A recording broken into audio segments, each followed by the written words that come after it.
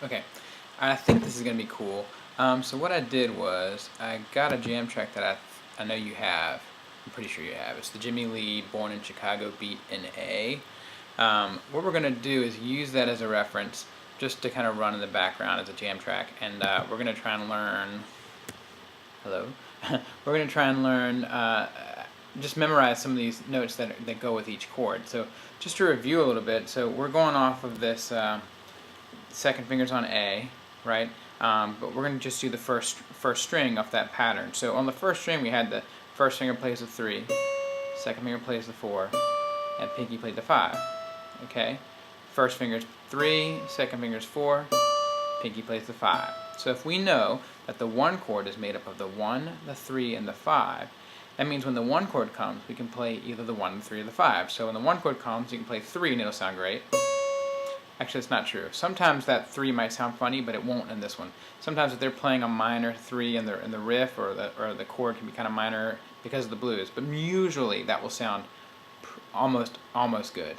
It won't sound bad. It just may sound funny sometimes, but it's usually good. So on the 1 chord, it's the only time it can be kind of silly, but it's still the rule. So on the 1 chord, 1, 3, and the 5, that means when the 1 chord's around, 3 will sound good, and so will 5.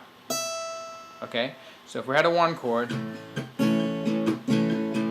I could play the 5 or the 1 and be totally fine. Okay? When the 4 chord comes around, we can play the 4. Okay? We can play the 4, the 6, or the 2. In this case, all we have are these 3 notes, so we can only play the 4. The only one that works right now is the 4. So the 4 chord comes around, you play the 4. When the 5 chord comes around, you can play the 5, the 7, or the 2. Okay? In this position, on this 1 string, all we have is the 5. Okay, so just to review, when the 1 chord comes around, you can either play 3 or 5. When the 4 chord comes around, you can play 4. And when the 5 chord comes around, you can play 5. Okay, and that's it. Those are the only rules right now.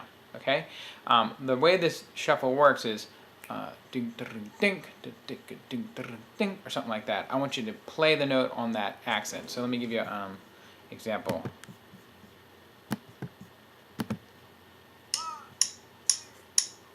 2, 3, 4, 1, and 4, 1, and 3, 4, 1, and 3, 4, 1, and 3, 4. So it's coming on the and, 1, 2, and.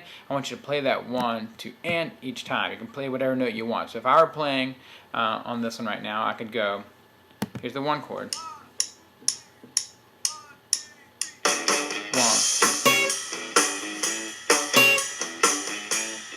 I'm going to play the 3 because it's a 1 chord.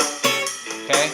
And I could have played the 5 instead. I could have gone 1, 2, and 3, 4, 1, 2, and 3, just like that. So here I'm going to do it now just as an example. I'm going to let this run 1 time through. I'll probably stop it, but I'm going to play through the 1, the 4, and the 5 chord. And I'll try and not talk.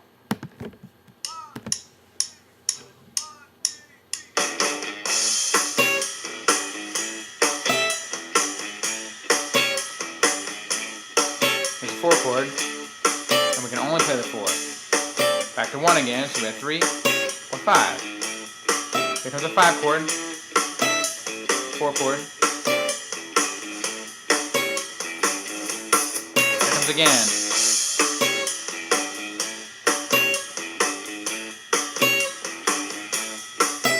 4 chord.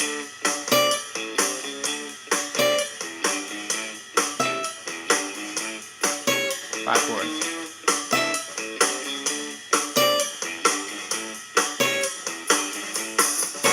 Okay, so let me stop this. So it will do that all, it goes for a while. So what you can do is let that thing run and just play through that first string. That is all I want you to do. I don't want you to add the 2nd string or the 3rd string. I just want you to play that jam track and just get used to messing around a little bit, okay?